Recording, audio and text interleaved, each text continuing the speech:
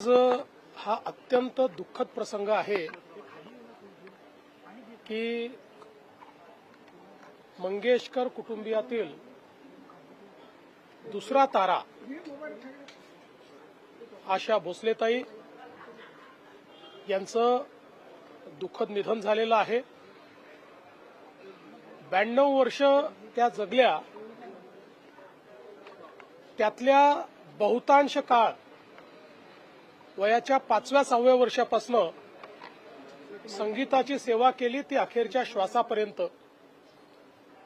या देशामध्ये सर्वात वर्सेटाईल गायिका म्हणून जर कोणाकडे पाहायचं असेल तर त्या आशाताई होत्या।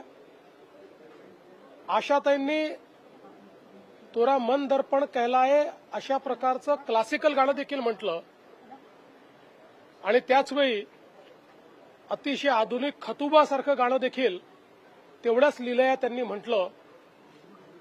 जेवढे जॉनर आहेत, शास्त्रीय संगीत असो, पॉप असो, रॉक असो, भावगीत असो, 20 पेक्षा जास्त भाषांमध्ये आशाताईंनी गाणी म्हटली।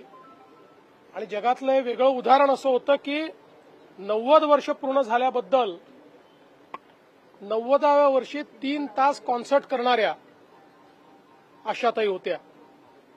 आम्ही जेव्हा महाराष्ट्र भूषण पुरस्कार त्यांना दिला त्यावेळी त्यांच्या जीवनाचा जो प्रवास त्यांनी सांगितला, किती खडतर आयुष्य जगत त्या इथपर्यंत पोहोचल्या, हे खरोखर अत्यंत प्रेरणादायी होतं।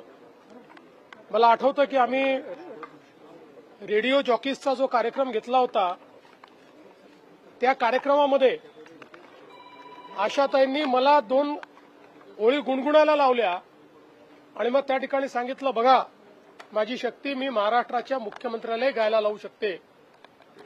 असं अतिशय जिंदादिल अशा प्रकारचं त्यांचं व्यक्तिमत्व होतं।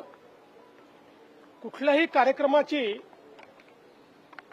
त्या ठिकाणी त्या कार्यक्रमाचा प्राण त्या असायच्या आणि सतत आशाताई हसतमुख आणि उत्साहामध्ये 90व्या, 91व्या, 92व्या वर्षी देखील त्यांचा उत्साह वाखाणण्यासारखा होता।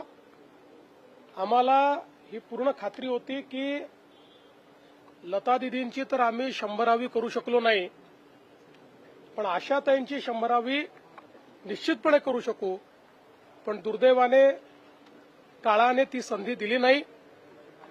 आशाताईंसारख्या सुविख्यात, जगप्रसिद्ध आणि ईश्वरीय आवाज असलेल्या एक आमच्या गायिका आमच्यातनं निघून गेल्या। मी त्यांना विनम्र श्रद्धांजली अर्पण करतो। त्यांच्या कुटुंबाच्या दुःखामध्ये आपण सर्व सामील आहोत। पूर्ण शासकीय इतमामामध्ये त्यांच्या कुटुंबियांशी चर्चा करून ते ठरवतील त्याप्रमाणे पुढचे सगळे विधी होतील। पण मला असं वाटतं की आज संगीताकरता आजचा दिवस हा अत्यंत दुःखद आहे।